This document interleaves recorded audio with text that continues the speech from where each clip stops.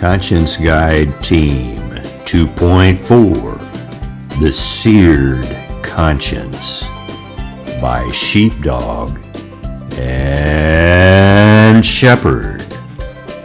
Ew, Sheepdog, do you feel the burn? I certainly do. Hey Shepherd, what was that thing? Make it go away. Make it go away.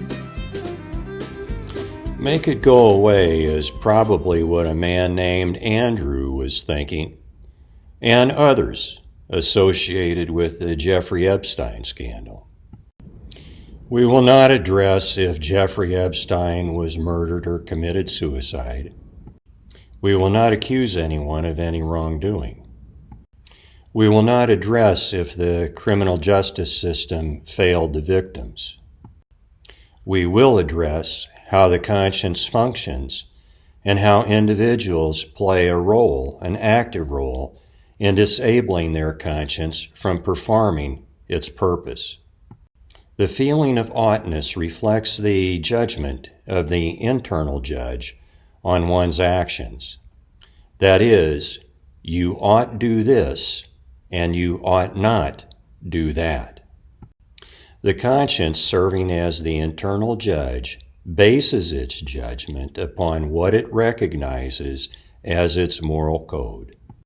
Before an act, the conscience prompts the individual to do what is right and avoid doing what is wrong.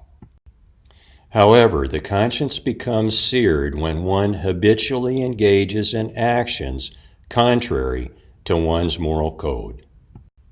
Similar to a third-degree burn that destroys the nerves, habitually engaging in actions violating one's moral code destroys the capability of the conscience to prompt the individual regarding right and wrong. Almost 2,000 years ago, a man by the name of Paul instructed one of his colleagues about the dangers associated with a seared conscience. An individual with a seared conscience views himself or herself above moral authority and accountable to no one. They fabricate their own moral code to which they seduce or coerce others to adhere. They treat others as objects to be manipulated or violated. Has your conscience prompted you lately? If so, was it warning you against a certain action? Would that action have violated your moral code?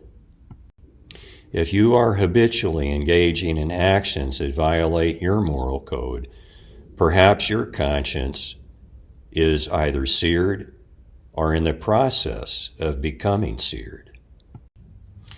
What do you consider preferable?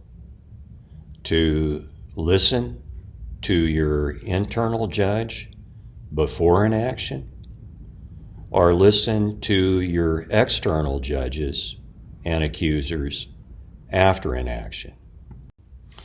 I wonder how the man named Andrew and the others associated with Jeffrey Epstein would respond to that question. With special acknowledgement to our references consulted.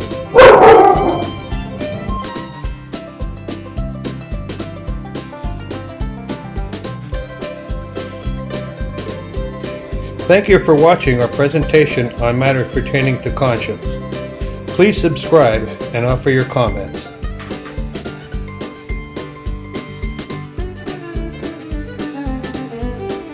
Produced by Sheepdog and Shepherd, aka M. Gilbert Steiner, author of The Short Man of Nuremberg.